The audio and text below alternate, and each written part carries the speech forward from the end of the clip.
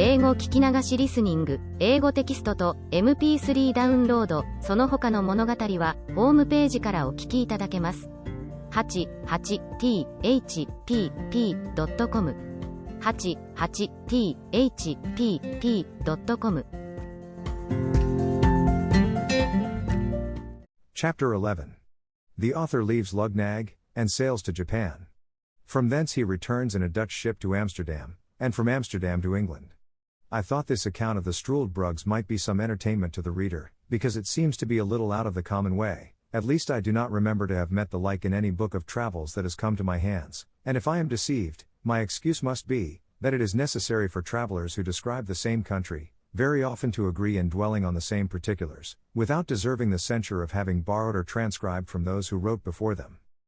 There is indeed a perpetual commerce between this kingdom and the great empire of Japan, and it is very probable, that the Japanese authors may have given some account of the Struldbrugs, but my stay in Japan was so short, and I was so entirely a stranger to the language, that I was not qualified to make any inquiries.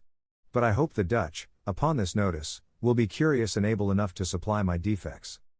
His Majesty having often pressed me to accept some employment in his court, and finding me absolutely determined to return to my native country, was pleased to give me his license to depart, and honored me with a letter of recommendation, under his own hand, to the Emperor of Japan.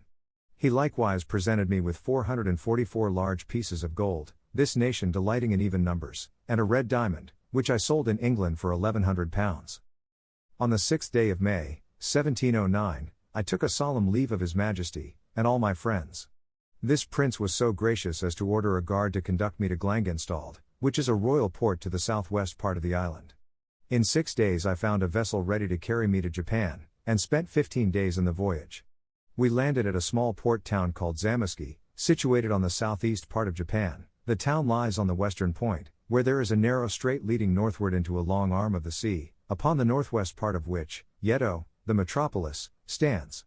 At landing, I showed the custom house officers my letter from the King of Luggnagg to His Imperial Majesty. They knew the seal perfectly well, it was as broad as the palm of my hand. The impression was, a king lifting up a lame beggar from the earth. The magistrates of the town, hearing of my letter, received me as a public minister. They provided me with carriages and servants, and bore my charges to Yedo, where I was admitted to an audience, and delivered my letter, which was opened with great ceremony, and explained to the emperor by an interpreter, who then gave me notice, by His Majesty's order, that I should signify my request, and, whatever it were, it should be granted, for the sake of his royal brother of Luggnagg. This interpreter was a person employed to transact affairs with the Hollanders. He soon conjectured, by my countenance, that I was a European, and therefore repeated His Majesty's commands in Low Dutch, which he spoke perfectly well. I answered, as I had before determined, that I was a Dutch merchant, shipwrecked in a very remote country, whence I had travelled by sea and land to Luggnagg, and then took shipping for Japan, where I knew my countrymen often traded, and with some of these I hoped to get an opportunity of returning into Europe. I therefore most humbly entreated his royal favour, to give order that I should be conducted in safety to Nangasak. To this I added another petition, that for the sake of my patron the King of Luggnagg, His Majesty would condescend to excuse my performing the ceremony imposed on my countrymen, of trampling upon the crucifix, because I had been thrown into his kingdom by my misfortunes, without any intention of trading. When this latter petition was interpreted to the emperor, he seemed a little surprised, and said, he believed I was the first of my countrymen who ever made any scruple in this point, and that he began to doubt, whether I was a real Hollander, or not, but rather suspected I must be a Christian. However, for the reasons I had offered, but chiefly to gratify the King of Luggnagg by an uncommon mark of his favour, he would comply with the singularity of my humour, but the affair must be managed with dexterity, and his officers should be commanded to let me pass, as it were by forgetfulness. For he assured me, that if the secret should be discovered by my countrymen the Dutch, they would cut my throat in the voyage.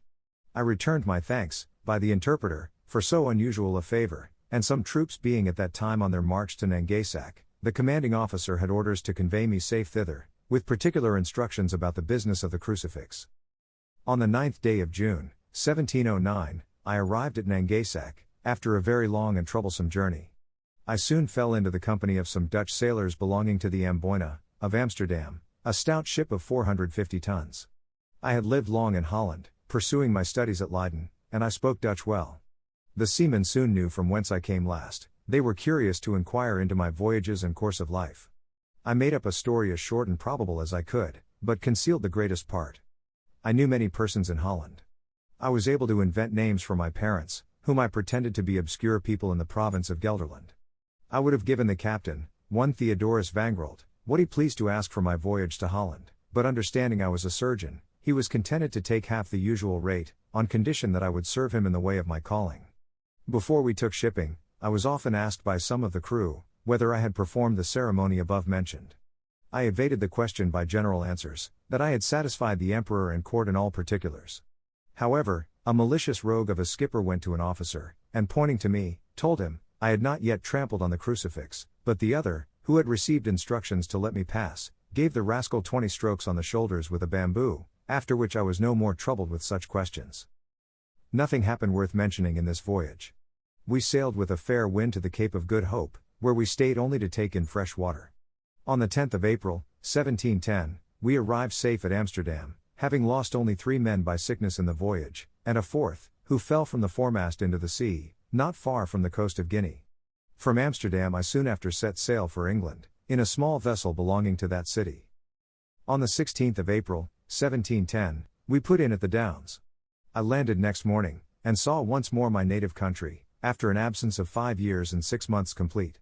I went straight to Redriff, where I arrived the same day at 2 in the afternoon, and found my wife and family in good health. 英語聞き流しリスニング、英語テキストと MP3 ダウンロード、その他の物語は、ホームページからお聞きいただけます。88thpp.com 88thpp.com